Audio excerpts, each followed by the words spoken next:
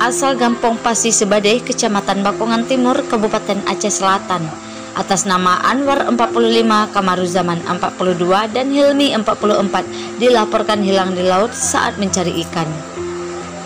Berdasarkan informasi, ketiga nelayan yang menggunakan bot Robin tersebut pergi melaut pada Senin 15 Juni 2020 pukul 1 WIB dini hari. Biasanya mereka pulang pada siang harinya, namun hingga sore mereka belum juga kembali dari melaut.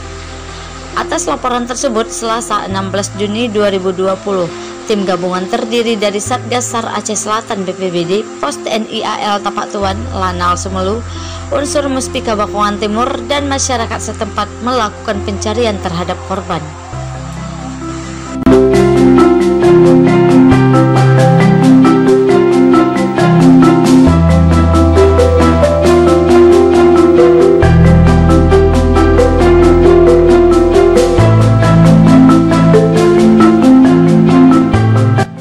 Ketua Satgas SAR Aceh Selatan Mevendri SH kepada wartawan mengatakan, saat ini tim gabungan melakukan pencarian terhadap 3 nelayan yang dilaporkan hilang kontak.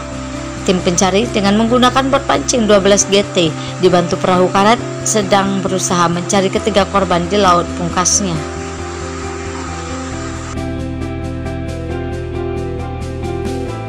Terima kasih telah mengunjungi Ceber Channel.